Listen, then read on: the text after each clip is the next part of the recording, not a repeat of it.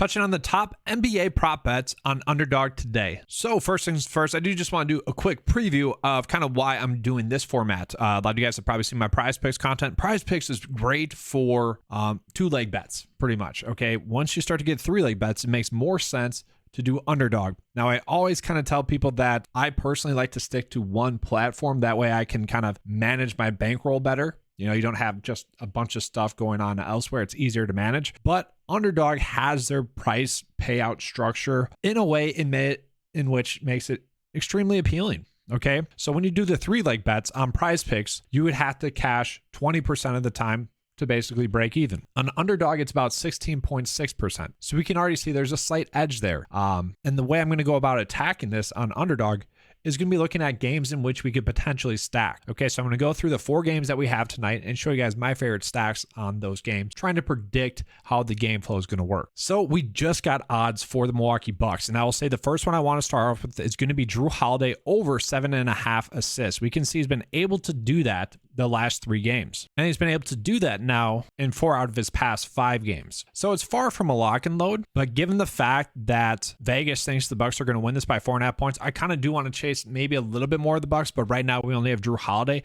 and that was kind of the best prop I could find were the assist over for Jrue. So from there, the next bet that I like, and this is more or less because Vegas likes it, Scotty Barnes has the best odds of anyone to get his over the points in this game. And I'll pop that up here for you guys, -130. Okay, and he's actually +100 to get the under. So that does favor Scotty Barnes. Another reason why Scotty Barnes is looking like he could be a good play points-wise is that he had 19 points the last time out against this team. Now, I should recall that Jrue Holiday was out in that game, okay?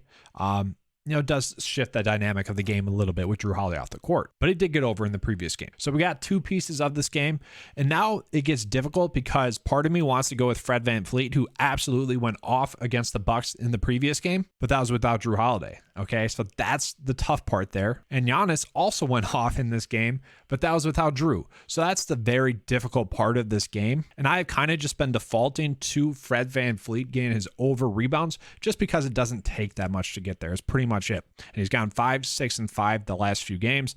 2 of those were against easier matchups though. So, you know, far from a lock.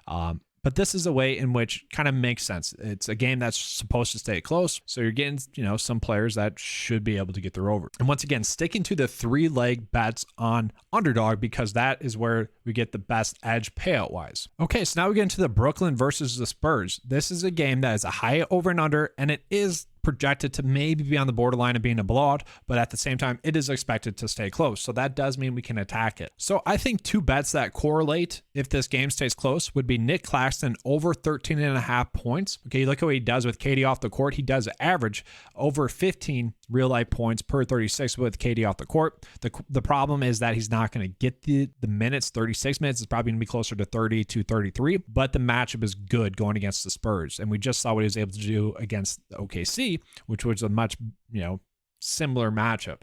So don't mind Nick Claxton over there, but if we are doing Nick Claxton over, we are saying that the game is going to stay close. And then I think, like, I don't love this. Once again, just the minutes, okay? The minutes are not there, but he does average over 8 rebounds per 36 with KD off the court. And we did just see him have a really good game. And maybe for Ben Simmons, instead of doing just rebounds, you could do rebounds and assists. Okay. It's an okay bet, but you're kind of just baking in a little bit of safety there, where, you know, if the ball doesn't come his way, rebound wise, you're fine. Or if players are missing their shots, you're fine because you kind of bake in a little bit of that safety. It's tough. I want to bet Ben Simmons, and I almost feel like I'm forcing a Ben Simmons bet in there because I know if he does get around 30 minutes, he should be able to smash, you know, and that's the difficult part. And then from there, if we are saying this game stays close, Jakob Poeltl should be able to smash this over. And that's really been the difference for him. Our games in which are ones in which are blowouts, he doesn't really get that many minutes. In games that are close games, he gets the minutes and, you know, he gets those points. So really, he should be able to smash his over if the game stays close. So this is what I'm looking at right now. I think Nick Claxton and Jakob Poeltl correlate pretty well together. The Ben Simmons one is difficult. If you could find a different bet to go with that, you potentially could. I just didn't really like any of the other bets that were out there with that. Now, looking at Denver versus Portland, this is also a pretty interesting one, and I do like the idea of just starting out with Nikola Jokic over 10.5 rebounds. He's currently favored to do that on DK Sportsbook -130, which isn't great, but at the same time, I do think he has a good chance of getting that over.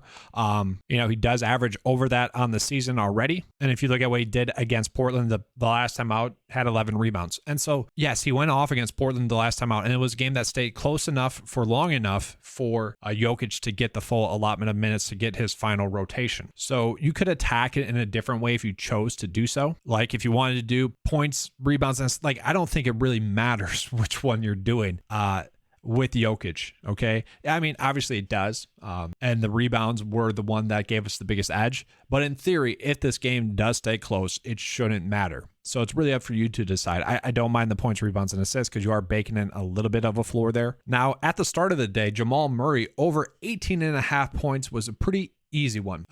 Underdog has adjusted, PrizePicks has adjusted, and also DK Sportsbook has adjusted. They bumped up his projection 1, okay? And that's because this game is supposed to be higher scoring, and it's because Jamal Murray went off against Portland the last time out.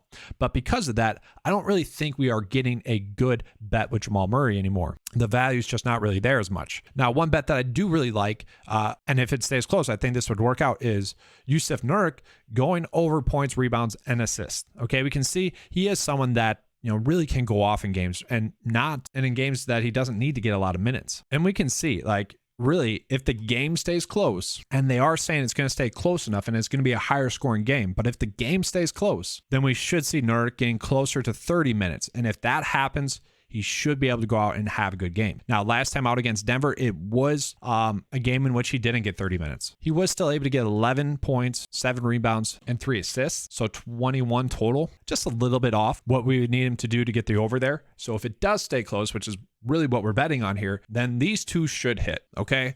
Then from there, we're trying to guess to get lucky. And for me, I've kind of been ending up on either trying to make a bet work with Aaron Gordon, MPJ, and it'd be this, probably points, rebounds, and assists. I don't love that, but if it's a higher scoring game, you kind of expect, production and usage to go everywhere. The one that DK Sportsbook wise, they're telling us to do, and it doesn't correlate, and that's why I didn't really want to bring it up, was KCP under 2.5. It's at -130 to hit the under. You could make that bet. It doesn't really correlate with a high scoring game with us trying to chase a game that isn't going to be a blowout. And so maybe you just bet on Lillard to go off. Okay, last 3 games he's played, he's went off 31 points, higher scoring game. Like, you could bet that. Okay, we're betting the over because we're saying the game is going to be a high scoring game like Vegas thinks, and it is going to stay close. So thus we are chasing those numbers. Okay, so now looking at the Clippers versus the Sixers, and this is a very difficult one to tell you guys kind of my feelings towards it, just given the fact that we don't know what the status is on Paul George. If Paul George plays,